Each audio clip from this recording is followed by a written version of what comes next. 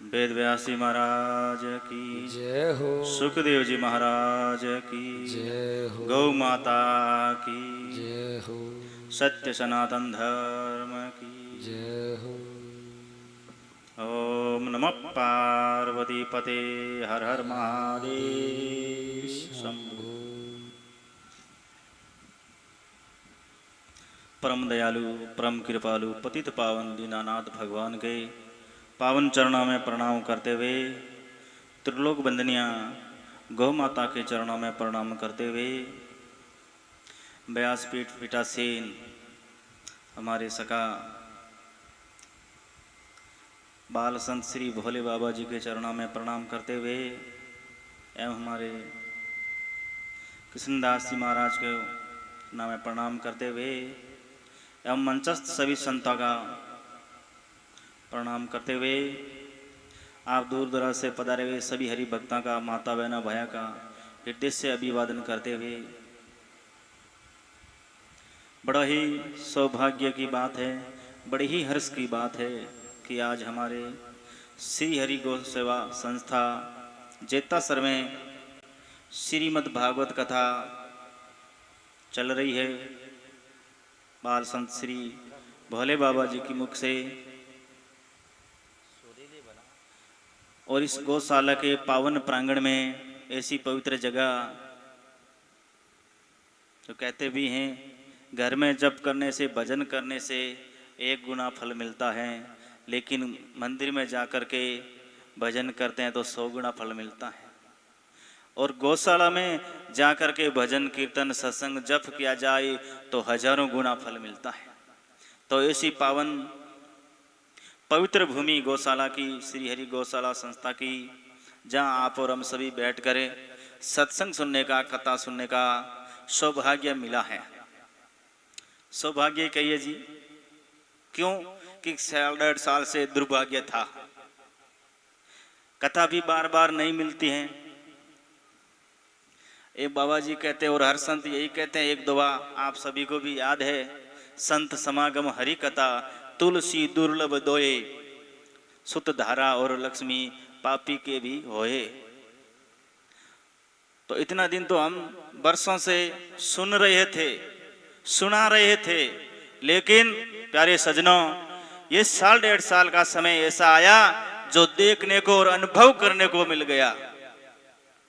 1.5 साल के अंदर कथा सत्संग तो बहुत दूर रही, आश्रम से और घर से बाहर निकलते ही डंडे पड़ते, कहाँ जा रहा जा अंदर। जब कहा है संत समागम हरि कथा तुलसी दुर्लभ दोई, तो ये 1.5 साल के अंदर दोनों चीजों दुर्लभ हो गई थी। नहीं तो संतों की कहीं समागम कहीं सत्संग मिलती थी और नहीं कहीं हरि की कथा भागवत जैसी कथा कहीं वो मोबाइल में भले सुन लो, लेकिन ऐसा मंच लगा करके जैसे हमारे बाबा जी ने प्रयास करके बना के सुना रहे हैं आपको, ऐसा 1.5 साल में सुनने को नहीं मिला था। यह चीज बहुत दुर्लभ हो गई थी। तो आज परमात्मा की और गौ माता की फिर कृपा हुई है, ऐसे संतों की महापुरुषों की जो कृपा हुई है, जो आज हम लोगों को ऐसे खुले मैदान में और गौ माता के चरणों में बैठ करके सुनने का सौभाग्य मिला है। यह बहुत बड़ी सौभाग्य और हर्ष की बात है।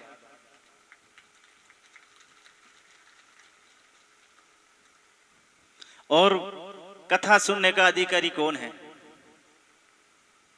श्रीमद् देवी भागवत कथा के मातमी में वेद व्यास जी लिखते हैं कि भागवत कथा राम कथा और सत्संग सुनने का वही अधिकारी है जिसने अपने जीवन में गौ माता की सेवा की हो, गौ माता की रक्षा की हो, गौ माता के लिए दान दिया हो, अपने शरीर से परिश्रम करके गौ माता की सेवा की हो, वही केवल कथा सुनने का एकमात्र अधिकारी है। तो इसीलिए सजनों जीवन में जहां तक बने गौ माता की सेवा तन मन धन से करनी चाहिए, जितनी यथाशक्ति हो सके।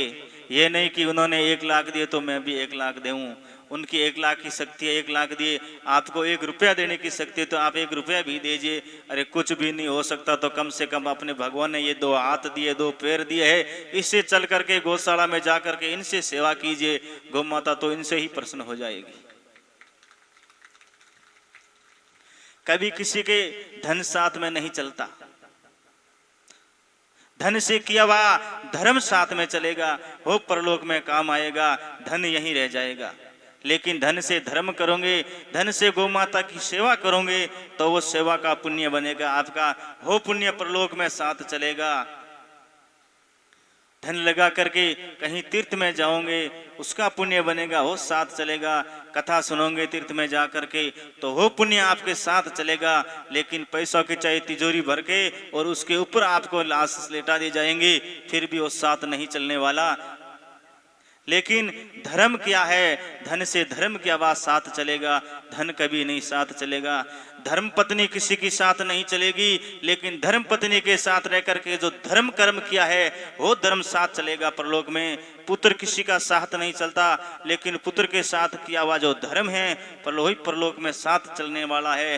पिता किसी का साथ नहीं चलता, लेकिन पिता के साथ जो धर्म कर्म किया है वही साथ चलेगा। तो इसीलिए अपने धर्म और कर्म पे अडिग रहें और अपनी जहाँ तक बने गौ माता की सेवा, अपनी धर्म की रक्षा पर अड़े रहें। क्योंकि बड़े बड़े महान वीरों ने गौ माता की रक्षा के लिए अपने सिर कटा दिए।